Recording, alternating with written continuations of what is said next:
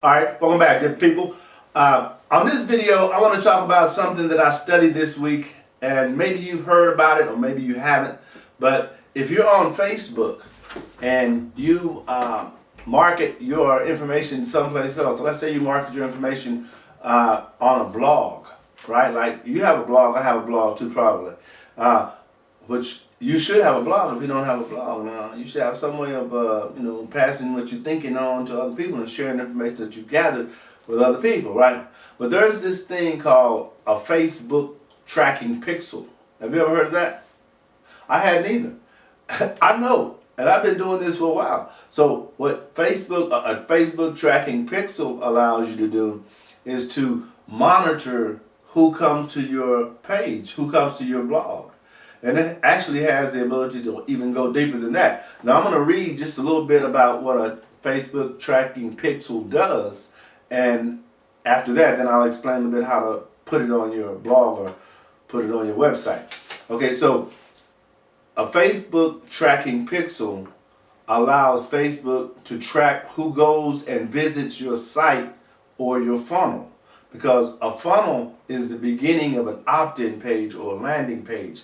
And that's what you want to set up. You want to set up a landing page so that people can submit their name and email address. And when they do that, then you get to send them information, right? You get to have a back and forth from then on out until they unsubscribe. That's how that works.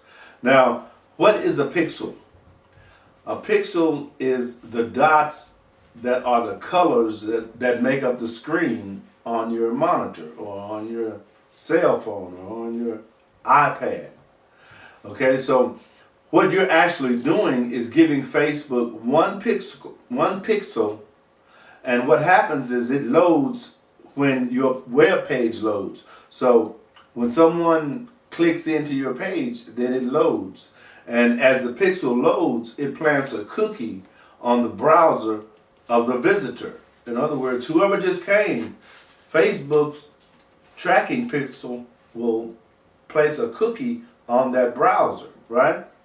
Now, that cookie says that this person has been to this website, and it even gets more specific. It says this person has gone to this page of that website. And that allows you to also load, and you should actually load that on every page, because that Facebook pixel, and you'll load that in the header section of your blog or your website. And if you don't know what a header section is, you have to find somebody to do that for you.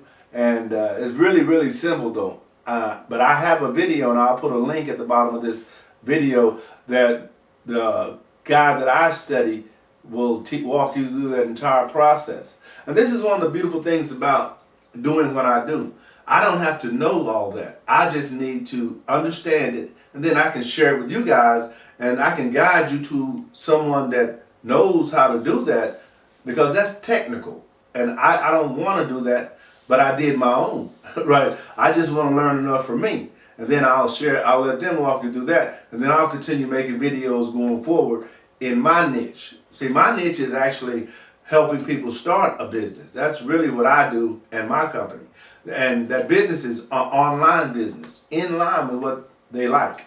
And once people are able to identify what they like, then I have a process that will help them get that up and running.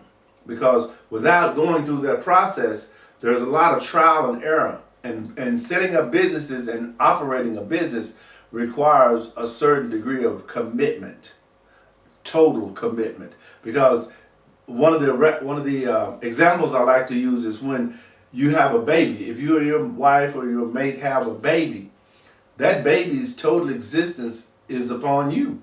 It's not dependent on me. It's dependent on you.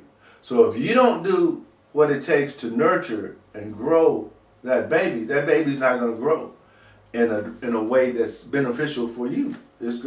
Or for the baby. It's going to grow in a way because it's going to grow. But unlike a baby, businesses won't grow. They'll just go bankrupt or go belly up or however you want to do it. So you want to understand about that Facebook pixel for real, especially once you decide to, or even if you have a blog already and you hadn't heard that, because I hadn't heard that. But this year I'm studying a variety of different people, and one of the guys I'm studying right now His name is Miles Beckler. He's very, very, very good at what he does. And he breaks it down to where, in my opinion, everyone can understand it. And he actually walks you through the videos. You'll be able to see put your computer screen on him and put your screen on you. And you'll be able to do them simultaneously. That's the way I learn best. Because if that's working for me, then all I have to do is just stop, do mine, continue, stop, do mine, continue. But let me say this, and I know this sounds crazy, but even with that, there will be things that you won't get initially.